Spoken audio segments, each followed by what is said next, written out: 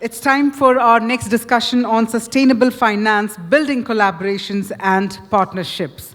Now, while we focus on investing, we all know that investing is sustainable for an economic, social, environmental, and governance perspective because it can provide not only the capital but also drive job creation, elevate poverty, encourage technology transfer, and most importantly, upgrade industries. So while we focus on that, it is also important that this particular chat will have the leaders to come together and focus on collaborations and partnerships. Back in the morning as well, we saw the entire need for partnerships. So let's have them come together and also let us know why scaling investment is also crucial for sustainable development. I'm going to invite first up our session moderator. We have with us Srijit Roy, Senior Partner, Hybrid Cloud Transformation with IBM Consulting.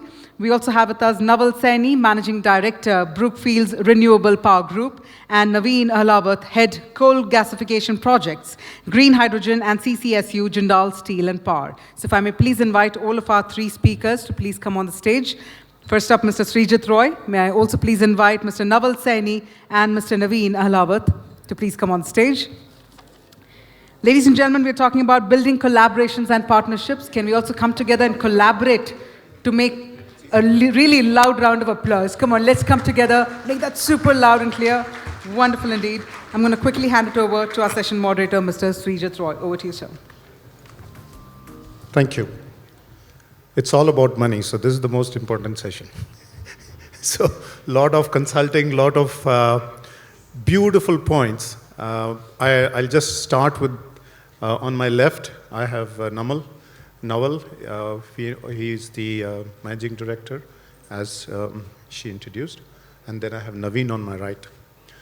Today we are going to discuss about three key questions as part of this 20-minute session. The first is how to address the sustainable investment backlash and improve the ESG reporting. All of us are aware there is always a conflict between the investor and the person who is actually using the funds. The investor is looking for an ROI, but I was talking to Naveen, and his board is looking for, in addition to the ROI, how does he meet the SDG goals which has been committed to the board. So this conflict is something we have been debating, and I'm sure we will have good debate as in the next 15-20 minutes. So let's take the first question, which is around investment backlash. We are seeing a lot of push in the industry around scrutiny around where the investment is going, about greenwashing, about better definition. Tons of new products, financial products have cropped up, which is focused on SDG. There's a question around accountability of the funds. There's a transparency of the funds. There's a lack of reporting standards.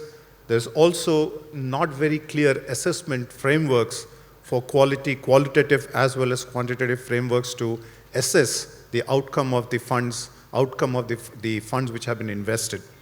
So the question comes is, there's a role of the regulators, there's a role of the investor, and the role of the corporate. So on my left is the investor, on my right is the corporate, which will give us a view of what they think about the issues which I just mentioned, and how they plan to deal with it. So Naval, I'll start with you. From an investor perspective, you are seeing all of this backlash happening. Even you must be facing about a conflict between where to invest. You use a lot of money from your investors. So how do you plan to deal with these issues? Yeah, thanks for such an easy question straight up front. No, look, I would respectfully say we have a slight difference of opinion. I think if you see the world around you now, there is very little conflict in our view between renewables or energy transition and what is required by environment, governments, corporates. I mean, we've seen the energy volatility across the world right now. Renewables is a very elegant solution, simply because it's cheaper. When you turn on, you don't need molecules to service them in terms of input costs, so there is no variability on input costs. It just makes economic sense. It's good for the environment. Governments and corporates are asking for it. So I'm not sure that there is that conflict. as far as renewables or energy transition is concerned.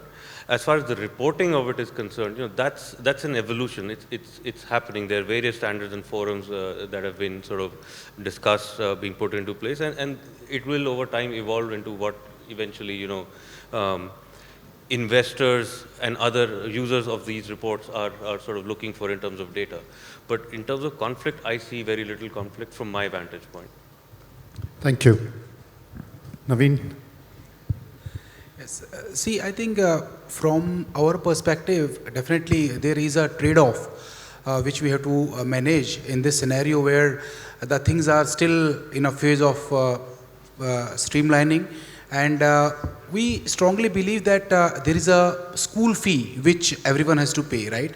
If we have to learn, if we have to really see the things, how the things are going to evolve, there are challenges, risks on the technology side. There are also challenges in terms of adaptability.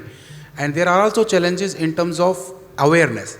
So I think considering all these three things, we believe that yes, we have to see the things on the overall total cost of ownership basis. And we strongly believe that a little bit of extra school fee for next 6-7 odd years is going to pay off very well. And that is exactly our idea is. That's why we are putting so much of interest, taking so much of interest, how we want to roll out the green steel. And before this, we'll go with the green steel. I personally see a lot of interest we have actually basically when we take this transition from gray to blue. So blue can be a good bridge which can happen for next 5 to 6 odd years, where the green technologies per se are going to mature. And that is where I think everyone is in wait and watch situation, where things will, the cost of power will also slightly come down.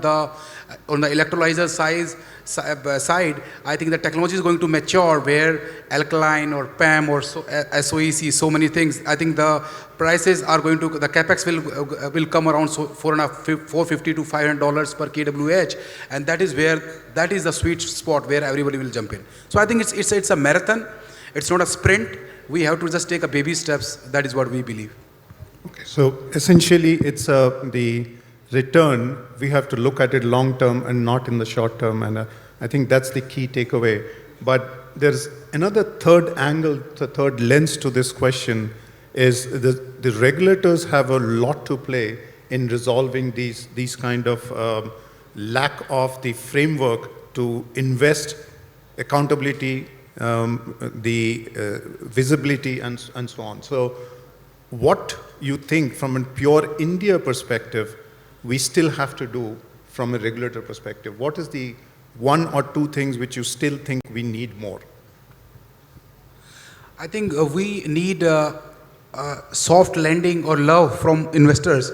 They have to actually handhold. I think first thing what they have to do is handholding is required. I know at the end of the day, the economics, the IR, ROCE, payback, all these things are going to play. But then yes, this is a place where actually there has to be a soft lending in terms of really understanding, because nothing is concrete. There is nothing clear on the table. So I think what we require from investors is basically to handhold. Number 2 is about basically, the normal, there has to be a deviation that has to be taken from. It's a deviation, which we have to take. So I think that is where they can support us in terms of maybe the accelerated depreciation, or in terms of, terms of whatever their payback is there, if they can lend them that and try to support.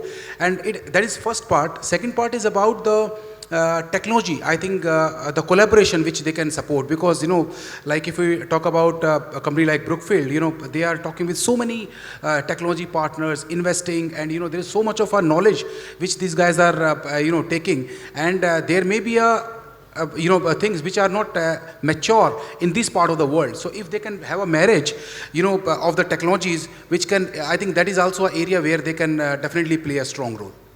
Thank you. Naval, any views on the regulatory, particularly platforms like Invest India? Are they enabling, and what more the regulators need to do? Yeah, maybe I'll say 3 things here. Number 1, regulatory challenges in India are not unique to India. We see them everywhere across the world. So I think sometimes we're too hard on ourselves. It's not as bad as it looks, it's not sort of unique to India. Secondly, I must say, actually, India has actually done a fairly good job on the regulatory side. We have an Electricity Act, we have laws that work, we have regulators that function, and regulatory machinery that actually works. So, and the testimony for that is the amount of foreign capital that's already come into India, and a lot more waiting on the sidelines to get in for the right opportunities. And I think this is a continuing process. What was relevant 5 years back, may not be as relevant now. So even the regulations need to evolve, whether it's promoting more CNI, promoting newer technologies, whether it's green hydrogen or pump storage, which enable stabilization of renewable or better integration of renewable into the grid. But the good thing I find from an Indian context is people are aware of it. Now it is a complicated matter. All stakeholders have to be taken along. And that's a process that happens over time, but at least in India we can say with a degree of comfort it's happening. It's going to take time, but it's happening, and incrementally I think the reforms are quite positive. Excellent. That's good to hear. Thank you, Naval. We move over to the second. I'm trying to get some key takeaways for each session, and I think we got some. The second area we wanted to talk about today was around collaboration and partnership. Now, I was reading an article where they said that pre-COVID there was a gap of about $2.5 trillion for SDG, which post-COVID has become $4.5 trillion. That's a huge amount of money. Now, to bridge that gap, neither private sector alone or public sector can bridge that. What it requires is a significant amount of collaboration between the private and public, and our esteemed speakers even earlier spoke a lot about this topic. However, this collaboration, there are some challenges which we are seeing. First of all, there is inequality in where the investments are going, primarily because, as I said, investments will move towards where the ROI is higher. Secondly, there is lack of data around where the investment is going and what's the impact that investment is generating. Third, a lack of resources, and Naveen is going to speak about it. He has deep experience of setting up thousands of crores of renewable projects, but then he had to build all of the ecosystem around it, so lack of resources. Fourth, and I think one critical component is we always want to invest in the best of the bonds, even though there are 200 bonds. Here we have 17 of them, and all 17 are tightly integrated. So a strategy of investments which goes across all 17 and not only focuses on the one which has got a short-term return, these are some of the challenges we are seeing as we collaborate. So the question, and this time, Naveen, I'll come back to you to start with, is what is now, in all this, there's a big role to play between the corporate finance, the investors, the regulators, and so on and so forth. What do you see as what the corporations need to do, what the investors need to do, and what the regulators need to do to enable this collaboration? These three lenses. Yes. So the first from the corporation, from the corporate side of view, see, in the ESG, the S part of it, which is like, social, that has to be really developed along with the E part of it. And that, for us, I think it's a low-hanging fruit, a quick win, wherein we can build that ecosystem of a good supplier ecosystem near vicinity to your plant. And that is where I think we have to pay so much of attention, because these are the newest of the technologies. Nothing is concrete on the wall. So you need a lot of hand-holding. You need a lot of supplier development, which you need to have to develop. So I think there are 19-20 critical components which I think we have to do import substitution, and if we can do a proper hand holding, you can do develop a good supplier vendor base in India. So and which also comes as part of the S. So this is where I think we have to take cue from the automobile colleague, where they are building the entire ecosystem based on the Toyota production system. That is where I think we have to focus from the corporate point of view. Second is about the import substitution. This is also low-hanging fruit which we have to sort of take a cue and try to focus on then that how we can do the import substitution. Like in our company, I'm pleased to inform you that like we have done a lot of import substitution in terms of refractories, in terms of lot of MRO items where we have developed the supplier partners within 300 to 400 kilometers radius of our plant. So that is where I think we have to spend our energy from the corporate point of view. Second, from the investor point of view, as I said, I think about the tax holidays in terms of really understanding. So I think the time has come where the investors, in terms of having investing knowledge, they have to also think about, they have to take a holistic view in terms of techno-commercial, that what are the risks involved into that, what is the level of technical readiness level of the technologies we have, and what is the basically time it is going to take to the maturity. So that is where I think they have to focus on.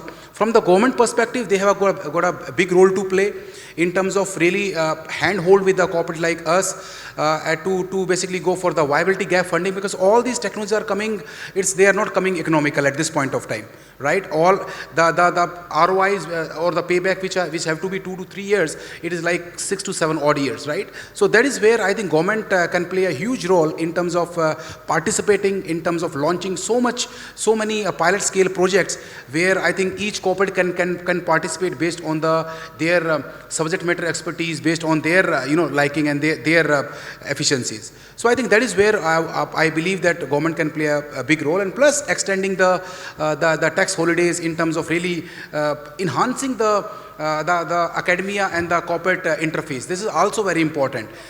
I can tell you that in last 2-3 months we have gone across India, and we are pleased to see, actually pleasantly surprised that so many small institutes like IIT Roorkee, Indian Institute of Science, they are developing so many technologies which can become relevant, but they have, because of the paucity of the working capital, they are not able to scale it up. So I think this academia corporate interface can play a major role in terms of bringing this disruption. No, thank you. It's time's up, but so we'll quickly, Naval, I'll just to put a context that only 13% of the investments are actually routed to SDG initiatives. If you keep that perspective in mind, if you can just tell us your top 2-3 things which you feel will enable this collaboration more from an investor perspective. Yeah, I would say first, just on the 13, it's just a start. I think we should be focused more on the trajectory than the actual number, and it's only going to go up. I think there is no turning back from the energy transition play that's already there. In terms of making sure that that path is steep, the 13 goes to 30, 40, whatever is the number, as quickly as possible. I would say 3 things. Continued regulatory reform. India cannot decarbonize unless its corporates decarbonize, and whatever it takes to enable that, I think, needs to be done, and I think everyone's cognizant of it, and we're on the right path. I think Naveen alluded to it, supply chain. Supply chain is becoming a bottleneck, and unless it is indigenized, made more in India, and I think again governments have done a good job in terms through the PLI schemes, but that needs to be accelerated to cater for the future demand. And third thing, I was reading a statistic: India needs $10 trillion of capital over the next many decades for energy transition. That's about $7 trillion of debt capital. So deepening of the debt markets, access to more debt capital is going to be even more important than access to equity capital. And I think these 3 things are the key takeaways from my end. Very well said. I'll just summarize it, that if I hear from my left on the investor side, it's all positive. The right regulatory platforms, the policies are in place.